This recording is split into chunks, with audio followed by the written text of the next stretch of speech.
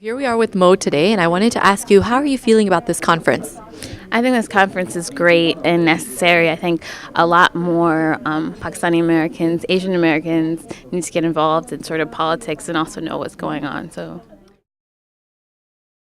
I don't know if you know, but from 2000 to 2010, like the Asian American population is the fastest growing population.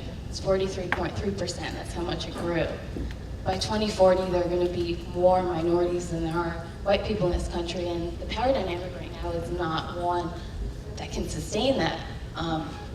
So all of you need to sort of step up and also help other minorities kind of step up, because it's when you look at who's in power, you look who's running, you look at who's like in charge, you don't see people of color.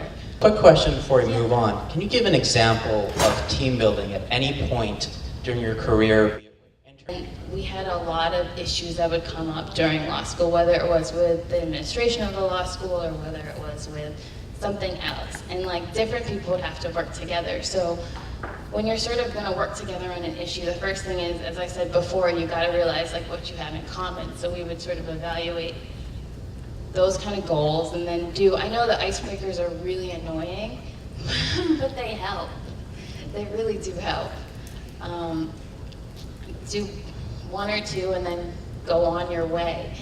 And then you also have to set some ground rules in terms of when you're working with other people, like be respectful, like don't talk out of turn, because I think that when you're working with other people, you need to make sure you're conscious of being respectful, because otherwise it's sort of like, I mean, what's the point? I mean, yeah, you're getting to an end point, but you have to treat people right in the way that you're going.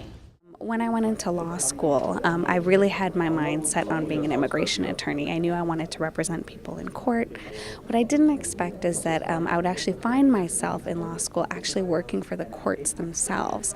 And that was a very interesting experience because it was challenging on the one hand because a lot of what I was doing was drafting orders that were eventually deporting people, and that was very difficult for me to do. So I guess that's one example of how taking the path that you may not expect can, in the long run, kind of make you a stronger advocate in unusual ways. Hi everyone, my name is Priya Murthy and I'm the policy director of an organization called SALT, South Asian Americans Leading Together, and thank you so much for coming out to this conference, and I'm really honored to be here. I will say just 3 tips in terms of working with other communities, whether it's on your campus, in your community, or in the future when you go into your career. One thing is that you really want to figure out what values and experiences unite you. Yes, we are very different in this country, but there are some common things we may share from our experiences. For example, in the profiling context, driving while black is different, but it's also very similar to flying while brown. The second thing is that it takes a lot of time, and it is messy. Don't think that it's going to be easy to try and reach some consensus on whatever issue it is that you're working on. Just understand that there's a process that you have to go through, and that's kind of the beauty of this whole experience. And so don't have unrealistic expectations about what that involves. And then finally, understand that together you do have the power to change things individually. We can't do it alone. Me going into a congressional office and saying, hi, I'm with SALT and I'm talking about the South Asian communities post 9/11, that's important. But then to say, okay, we also have, a gay and lesbian organization talking about bullying, which has also affected the South Asian community. Or we have an African American organization talking about profiling, which has also affected the South Asian community. Or civil rights organizations that may include Caucasians. So you just want to present that united front. Every time you see something, you know what, I'm getting a rush out of this. This is making me happy. I feel a sense of purpose here. Your gut will tell you then. Take a little note of that.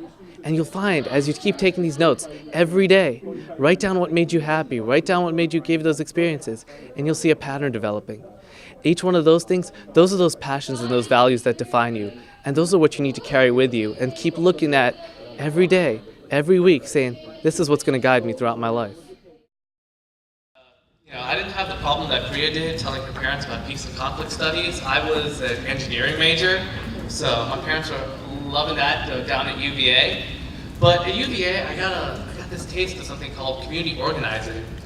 I ended up becoming the vice president of our Asian American Student Union and organized this coalition called the Asian Leader Literature Council, which had about 40 Asian American groups, the entire range, from a Japanese cultural group to a South Asian activist organization to a Filipino organization to the Sikh organization. We were all together because individually we couldn't get any attention on campus.